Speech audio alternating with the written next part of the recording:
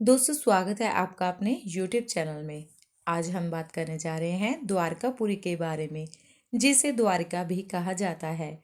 भारतीय संस्कृति और धर्म में एक महत्वपूर्ण स्थान रखती है। यह शहर भगवान श्री कृष्ण की नगरी के रूप में प्रसिद्ध है और पौराणिक कथाओं में इसे अत्यंत पवित्र माना गया है। द्वारका का उल्लेख महाभारत और पुराणों में मिलता है और इसे 4 धामों में से एक और 7 पवित्र पुरियों में से एक माना गया है। यहाँ मैं द्वारका की पौराणिक कथाओं, इतिहास, धार्मिक महत्व और वर्तमान में इसके महत्व के बारे में विस्तार से जानकारी दे रही हूँ। द्वारका की पौराणिक कथा। द्वारका का संबंध भगवान श्री कृष्ण जी से है। पौराणिक मान्यता के अनुसार भगवान कृष्ण ने मथुरा छोड़कर अपने अनुयायियों के साथ एक नए शहर की स्थापना की, जिसे द्वारका के नाम से जाना गया। मथुरा में कंस के अत्याचारों को समाप्त करने के बाद कृष्ण को अपने ही मामा के सहयोगियों द्वारा कई बार आक्रमण का सामना करना पड़ा। मथुरा के लोगों की सुरक्षा के लिए भगवान श्री कृष्ण जी ने समुद्र के किनारे द्वारका का निर्माण किया। कहते हैं कि यह शहर वास्तु और जल नियंत्रण तकनीक के आधार पर बसाया गया था। समुद्र से घिरा यह शहर अति सुंदर और सुरक्षित था। दोस्तों, अब हम बात करेंगे द्वारका के निर्माण की कथा के बारे में। भगवान श्री कृष्ण जी ने विश्वकर्मा जी, जो देवताओं के शिल्पकार माने जाते हैं, से द्वारका के निर्माण का कार्य करवाया।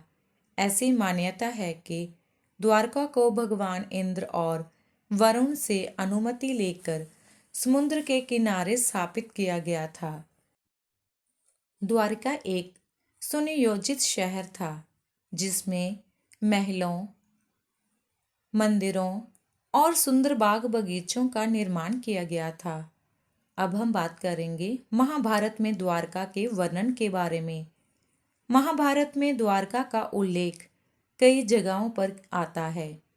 कृष्ण ने पांडवों के साथ अपनी मित्रता निभाते हुए महाभारत युद्ध में महत्वपूर्ण भूमिका निभाई। युद्ध के बाद जब पांडवों ने कुरुक्षेत्र की यात्रा की, तो द्वारका का भी दर्शन किया। महाभारत में द्वारका को एक अत्यंत उन्नत और वैभवशाली नगरी के रूप में वर्णित किया गया है, जिसमें चांदी और सोने से सजे महलों का वर्णन मिलता है। पुराणों में द्वारिका का उल्लेख विभिन्न पुराणों में भी मिलता है। श्रीमद् भागवत पुराण, विष्णु पुराण, स्कंद पुराण आदि में द्वारका की महिमा का गुणगान किया गया है। भागवत पुराण के अनुसार द्वारका में भगवान श्री कृष्ण जी ने अपनी जीवन यात्रा का एक बड़ा हिस्सा बिताया।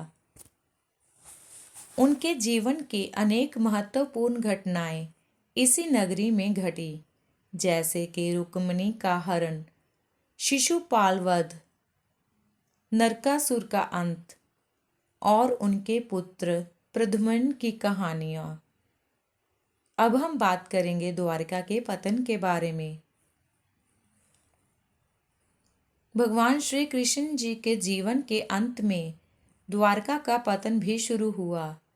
श्रीमद् भागवत पुराण के अनुसार यादव वंश में आपसी कलह और संघर्ष बढ़ने लगे, जिससे अंततः द्वारका का विनाश हुआ। कहा जाता है कि समुद्र ने इस पवित्र नगरी को अपनी लहरों में समा लिया।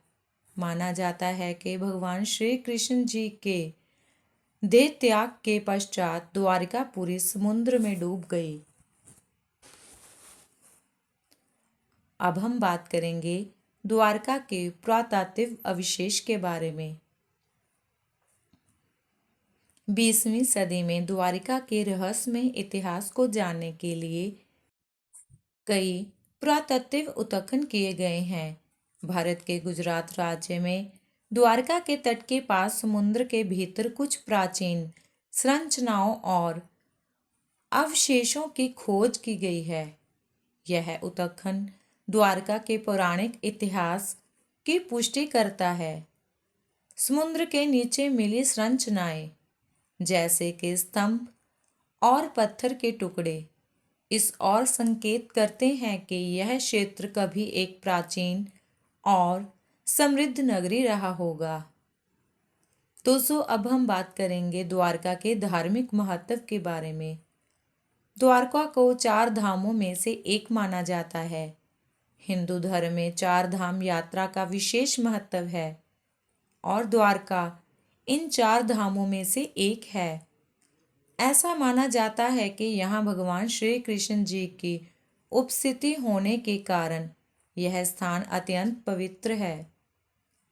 यहाँ द्वारकाधीश मंदिर स्थित है जो भगवान कृष्ण जी को समर्पित है। अब हम बात करेंगे द्वारका के वर्तमान स्वरूप के बारे में। वर्तमान द्वारका शहर गुजरात के देवभूमि द्वारका जिले में स्थित है। यहाँ भगवान द्वारकाधीश का विशाल मंदिर है जो श्रद्धालुओं के बीच अत्यंत लोकप्रिय है। द्वारका में प्रतिवर्ष लाखों भक्त दर्शन के लिए आते हैं।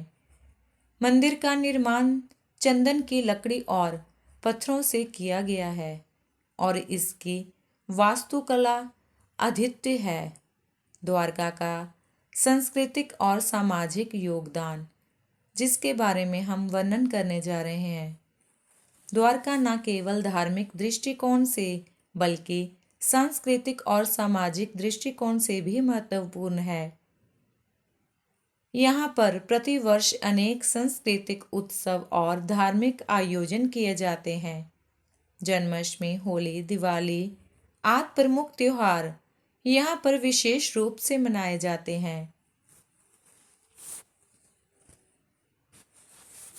द्वारका की इस पूरी कहानी को संक्षेप में कहें तो यह स्थान न केवल हिंदू धर्म का एक पवित्र तीर्थ स्थल है बल्कि इसका ऐतिहासिक और पुरातत्व महत्व भी अतुलनीय है। द्वारका की गाथा भगवान श्री कृष्ण जी के जीवन, उनके सिद्धांतों और उनकी शिक्षाओं को सदैव जीवित बनाए रखती है। दोस्तों, मुझे उम्मीद है आपको हमारी ये आज की वीडियो बहुत पसंद आई होगी। वीडियो को लाइक करें, चैनल को सब्सक्राइब करना ना भूलें और अपने दोस्तों और रिश्तेदारों को शेयर करें। मिलते हैं आगे ही एक और नई कथा व कहानी के साथ। तब तक के लिए राधे राधे।